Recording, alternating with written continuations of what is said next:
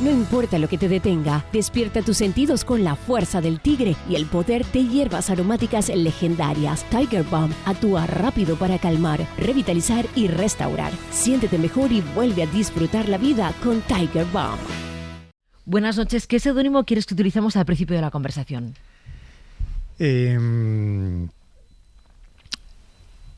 Altea. Altea. Vale. Arrancamos en la orilla del mar, nos vamos a despedir después en un faro. ¿Qué relación tienes con el mar?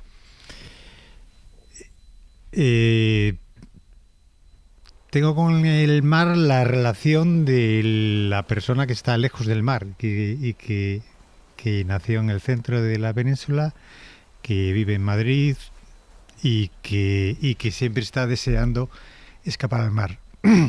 Y cuando llega al mar tengo sensación de libertad, de algo que no tienes habitualmente y que te cambia los sentidos. Y luego tengo una relación también práctica con el mar, porque en mis años más jóvenes hice vela ligera y lo disfrutaba mucho.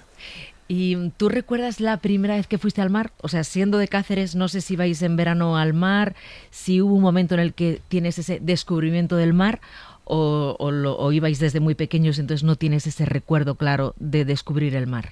Tengo el recuerdo claro de unas visiones de estas que son de pequeñito, que son recuerdos. Bueno, lo mismo son falsos recuerdos, pero no lo son, porque luego lo he comprobado, de la playa de Chipiona. ¿Y qué recuerdas de ahí? Y recuerdo de que había dos playas en Chipiona en aquella época. La playa de Regla, que tenía muchas olas y nos daba mucho miedo y llorábamos muchísimo, y la playa de la Cruz, que no tenía olas. Y que entonces estábamos siempre rogando, y mi padre, que era pues todo lo contrario, venga, las olas y tal, tenéis que...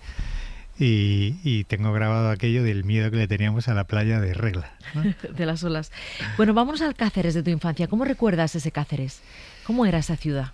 Era una ciudad muy familiar, pequeña, íbamos andando siempre, nunca cogíamos el coche, tampoco había tantos coches, el colegio estaba al lado estaba la panadería, la tienda de chuches, donde cuando teníamos algunos céntimos comprábamos chuches. Era una ciudad que nosotros nos considerábamos grandes en la provincia, porque era la ciudad grande de la provincia, éramos los capitalinos frente a los pueblos, ¿no? Y sin embargo, bueno, vivíamos allí con la sensación de que había una cosa lejos, grande, que era Madrid, que de vez en cuando venían, no mucho por aquella época, y recuerdo que era una ciudad tranquila, sencilla, no había mucho bullicio. Eso es lo que recuerdo de mi infancia. Y luego la rivalidad con Badajoz. Cáceres y Badajoz siempre era como... No se podía ser de Cáceres sin meterte con Badajoz, ¿no? Y creo que era al contrario, era igual, ¿no? ¿Y el instituto, el Brocense, qué tal? Y el instituto lo recuerdo con mucho cariño. Era... bueno, pues también estaba al lado de casa, iba andando todo el mundo y bueno, pues estudiábamos, jugábamos. ¿Ya querías ser médico en el instituto? ¿Qué va? ¿Tú qué querías ser? Yo no quería ser nada, yo no he sabido lo que quería ser. No lo sabía. Yo estaba en ciencias, yo elegí el bachillerato de ciencias y nunca me planteé por qué. Luego ya de mayor, un día pensando y estando con un paciente, de pronto dije, ya sé por qué he elegido ciencias. Y elegí ciencias porque por delante de mí tengo un hermano que era muy brillante y que eligió letras y que sabía latín, griego, y que el director del colegio dijo que ese chico había que llevarlo a mi hermano a Madrid. Entonces era el listo y entonces yo tenía que ser el de ciencias, tenía que buscar un... Y entonces estaba en ciencias y solo cuando ya terminé el bachillerato y el COU, ¿no? Que en aquel momento había COU, sí, pues fue cuando me fui acercando a la medicina, porque estando en ciencias pues pensé, la biología, pues de esto malamente voy a vivir en aquellos tiempos. Y tampoco me gustaba tanto, ¿no? Y las matemáticas y la física y esto no se me daban especialmente bien, ¿no? Entonces... Y cuando pusiste después de COU, ¿no? Y la selectividad, cuando pusiste la casilla de medicina, ¿estabas convencido? Sí. ¿Estabas sí, convencido? Sí, Ahí sí. Sí. O sea, no era un apasionado de siempre decir que voy a ser médico, ¿no? Lo más que llegué a decir era que quería ser pilotar aviones, ¿no? Cuando era pequeñito. Pero no, pero sí me gustaba. O sea, una vez que llegaba el momento, yo quería hacer medicina y estaba convencido de que quería hacer medicina y que me veía yo siendo médico. ¿Vienes aquí a Madrid? Me vengo a Madrid. ¿Estudias en la Autónoma? En la Autónoma. Medicina. ¿Qué te hace pensar que quizá te ibas a especializar en psiquiatría? Volvemos a lo mismo. Nada, nunca pensé que iba a hacer psiquiatría.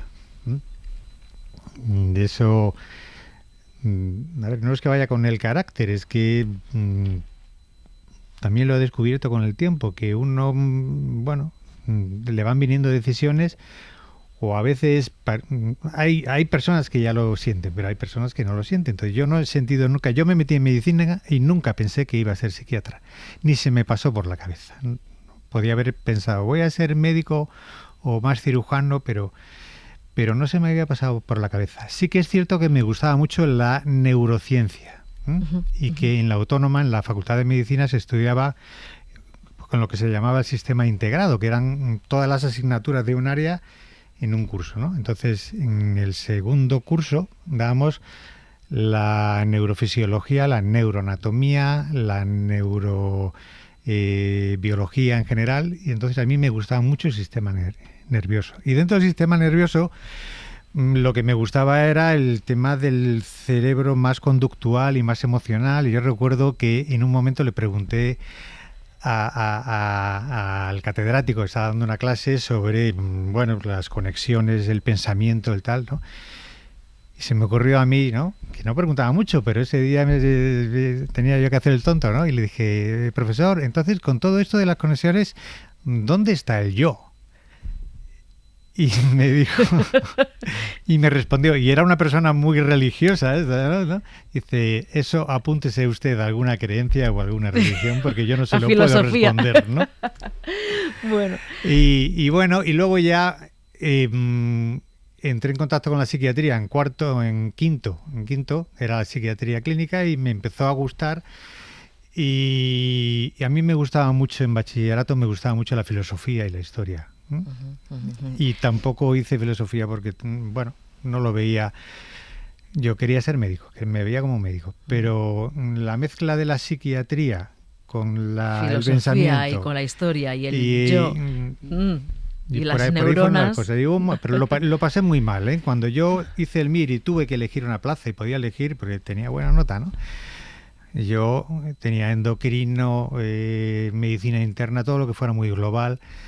Y psiquiatría, y me daba mucho apuro apartarme de lo más biológico, ¿no? Y entonces estaba buscando la forma de, bueno, entrar a hacer psiquiatría, pero que fuera un poco biológica también.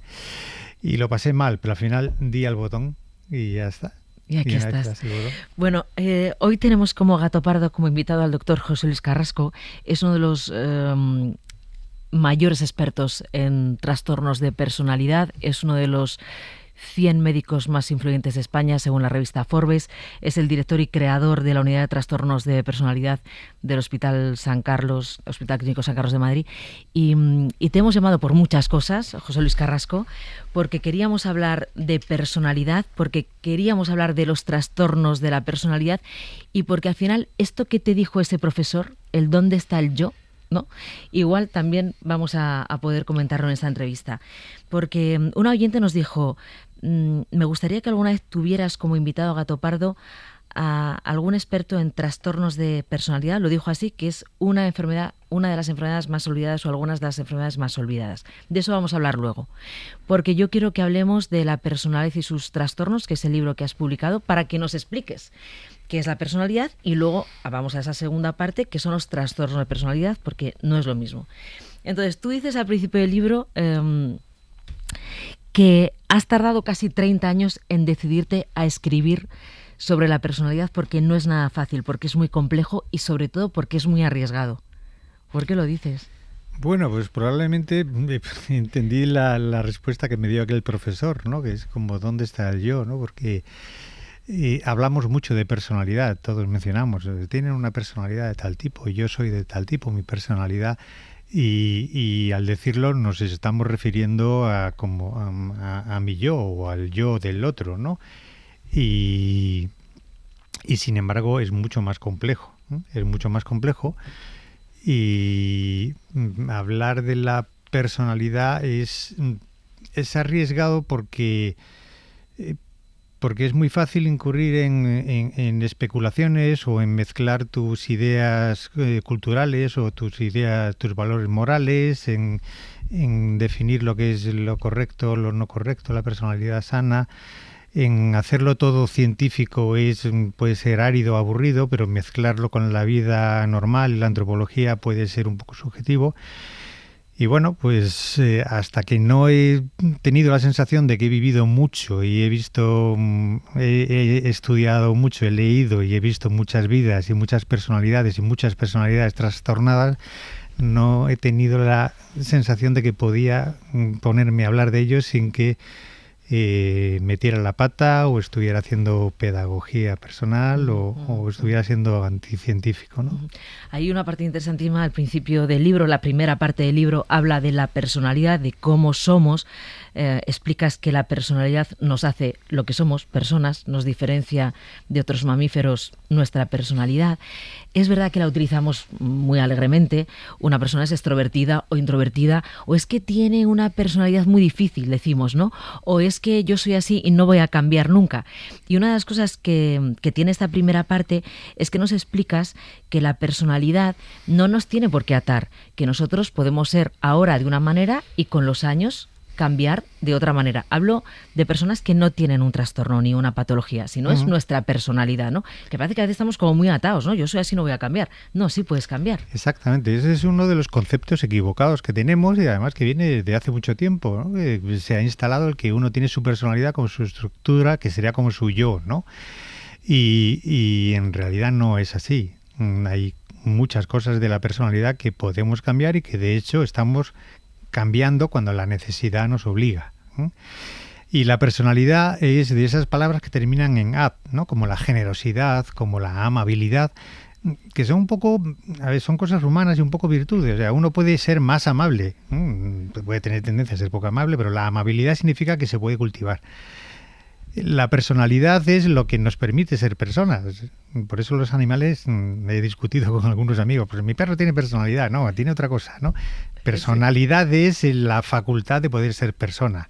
Y luego hay que definir persona también, ¿no? Pero es algo que es una facultad, no es un cajón que ya es como es. Más o menos tenemos luego una serie de elementos diferenciadores y que son muy nuestros, pero siempre es un concepto que está con el sufijo "ad", que se puede estar moviendo. Uno no puede cambiar de tener una personalidad muy de un tipo a ser totalmente lo contrario, porque hay una serie de rasgos que sí que están implantados en la biología, pero en el contacto con el mundo la personalidad se puede ir mitigando, se puede ir limando los rasgos, se puede ir contextualizando. Sí, y eso es lo que nos hace relacionarnos de una forma normal, sana con los demás. Utilizo estas palabras normal, sana para que la gente no se entienda, porque ahora vamos a pasar a cuando esto se convierte en una enfermedad. Pero antes quiero una pregunta, a ver si me lo puedes contestar. ¿Nacemos o nos hacemos? O sea, ¿tiene una parte biológica o es todo el entorno, la sociedad, es este ente que nos rodea? O sea, ¿nacemos o nos hacemos? Es ambas cosas y ambas cosas están ocurriendo. Es ambas cosas. El humano, la persona es un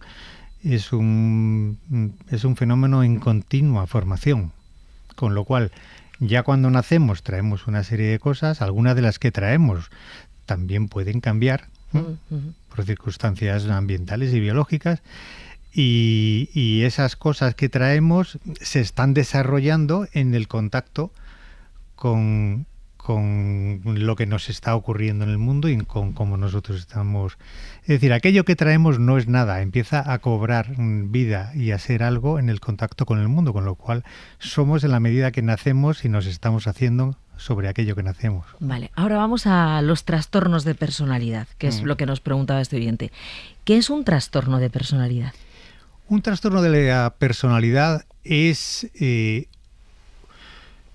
una personalidad o un conjunto de características de la personalidad que se vuelven rígidas, que son incompatibles con la adaptación a un entorno humano saludable, que podríamos dejarlo resumido en que uno puede convivir más o menos con alguien y que puede mantenerse de pie, que puede mantener una cierta autonomía. Y ese tipo, esa personalidad no lo permite. No lo permite. Y además, al ser un trastorno, se ha vuelto rígida y se ha vuelto inmutable. No hay forma de cambiarlo. Con la salud mental, que se habla ahora muchísimo, todo el mundo parece que tiene que ir a un psicólogo o a un psiquiatra. La vida es muy complicada para muchas personas. Todos tenemos sufrimientos, nos dejan nuestras parejas, no nos va bien en el trabajo, pero eso no supone que tengamos una patología. La diferencia entre tener una patología, ¿cuál puede ser la pista que nos haga pensar que alguien que nos rodea tiene una patología? O sea, que tiene que ir al psiquiatra. Por un trastorno de la personalidad, ¿no?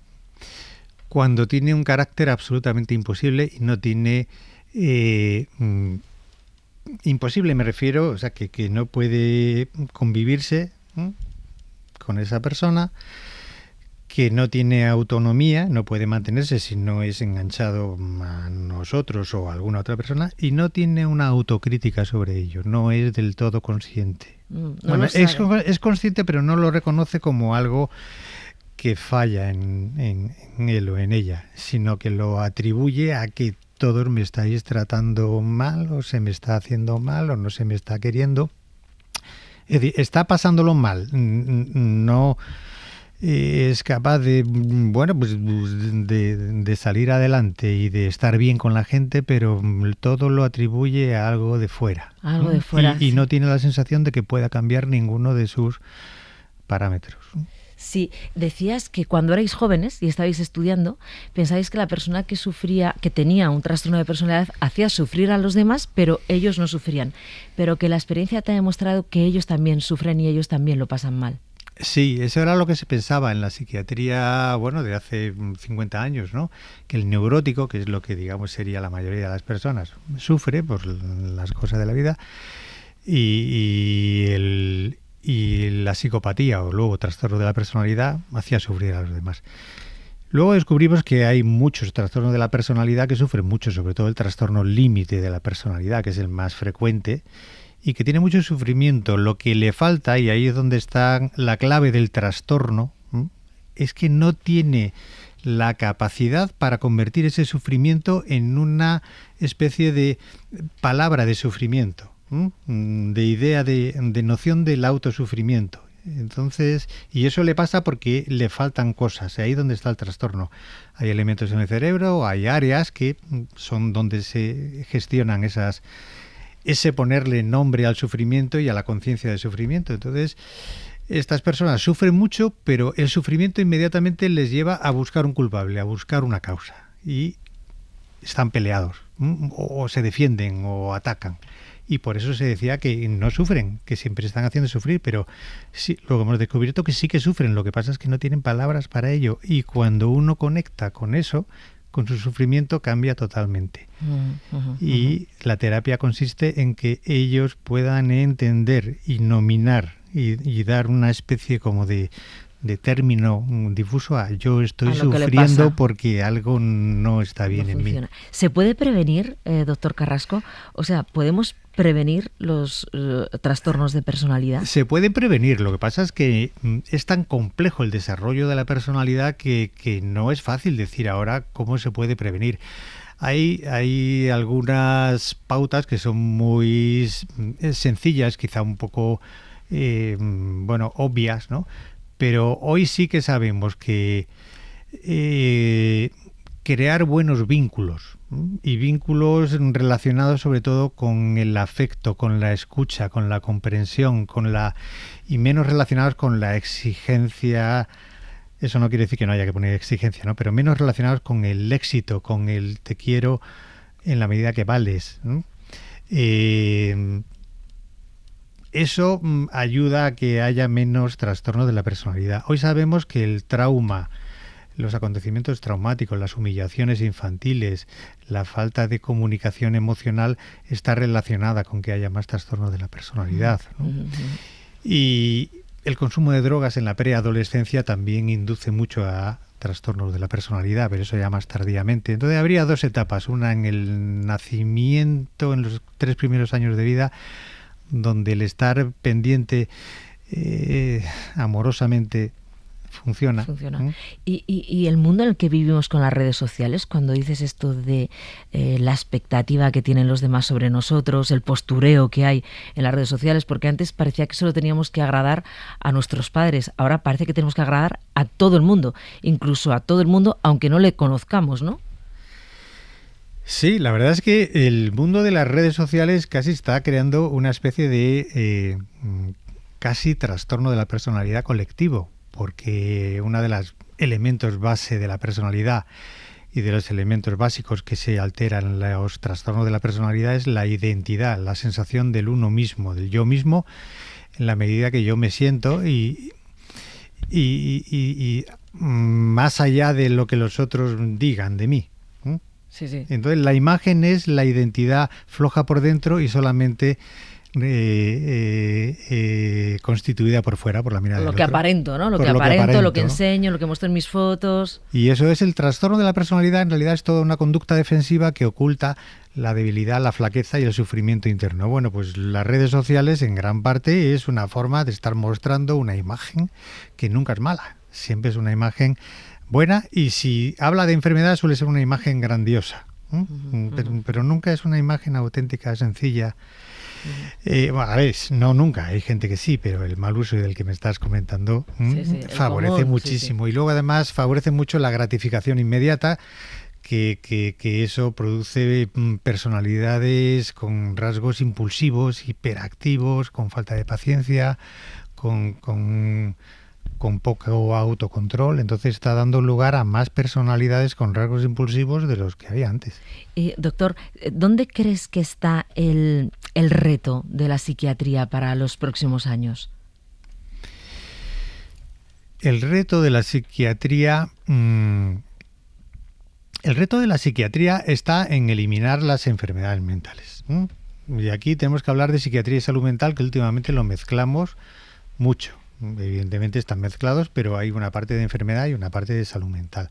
Hay personas que tienen enfermedades, muchas personas, y que les estropean la vida, desde las muy graves, como las esquizofrenias, trastornos bipolares, una depresión, un trastorno de la personalidad.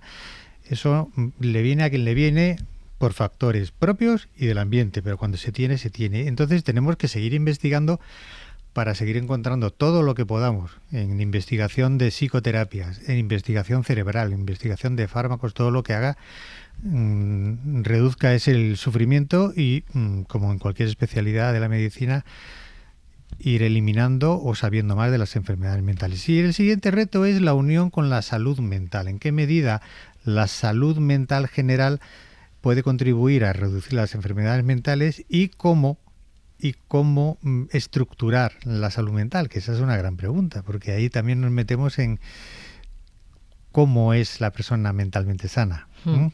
Pero uno de los retos de la psiquiatría es ir, bueno, pues mediante la investigación y la observación, ir definiendo un poco lo que es salud mental global, para todas las culturas, para todas las creencias, para todos, ¿no? Sí. Lo que hace que el ser humano pueda vivir mejor, con más armonía, con menos estrés, o manejando mejor el estrés. Hay unas pautas que debemos ir definiendo que no están definidas. A ver, ya para ir terminando, es el paralelismo que podríamos hacer con la salud física, ¿no? Una quiere tener una vida saludable, quiere alimentarse bien, quiere hacer deporte, no quiere tener una vida sedentaria, porque sabemos que eso no nos viene bien. Eso no significa que tengamos una enfermedad, ni que no vayamos a tenerla. Claro. Significa que queremos vivir con una buena salud física. Habría que trasladar eso a la salud mental, las pautas que tendríamos que seguir para tener una salud mental que nos haga aferrarnos bien a la vida, salud emocional, que eso no significa que no vayamos a tener una enfermedad mental, podemos tenerla, como que no, pero podremos prevenirla igual que intentamos prevenir las enfermedades físicas. Claro, y además vamos a crear un mundo mejor, porque ahí la salud mental sobre la salud alimentaria, por ejemplo, ¿no? Que tampoco hay unas pautas muy claras, pero todo el mundo se pone, pues voy a comer magnesio, voy a tomar no sé qué tal. También hay que aclararlo, ¿no? En algún momento hay que avanzar. En la salud mental también hay que ir viendo cuáles son pautas que valgan para todas las culturas. Exacto. Pero además, las pautas de salud mental tienen que llevar a que convivamos mejor, no solo a que cada uno esté mejor frente al otro, ¿no? Ahí es donde estaría. No se trata de ser individualistas implacable y salir adelante. La salud mental tiene que ir de forma colectiva, tiene que tener un concepto colectivo comunitario. Si no estamos todos bien, es imposible que uno tenga salud mental. Bueno, doctor, vámonos a un faro. ¿Con quién te gustaría estar en el faro? ¿Solo, acompañado, encontrarte, reencontrarte? ¿Y qué canción te gustaría que sonara? Bueno, en el faro me gustaría estar con mi mujer, Marina, y la canción, sin duda, Wish You Were Here de Pink Floyd. ¿Y por qué te has puesto Altea de seudónimo? Pues porque Altea significó un momento en el que decididamente me lancé al mar con la que es mi mujer y nos lanzamos para navegar, ¿no? Para hacer navegación y porque allí había mucha vela ligera. Y bueno, la conocía, era bonita y significó como la puerta al mar de un cacereño que vive en Madrid y donde luego pues han pasado mis hijos muchos años y allí seguimos yendo. Y Altea es la luz para mí. Doctor José Luis Carrasco, muchas gracias por haber estado aquí esta noche en el Faro. Muchas gracias por esta conversación tan agradable y por esta oportunidad. Buenas noches.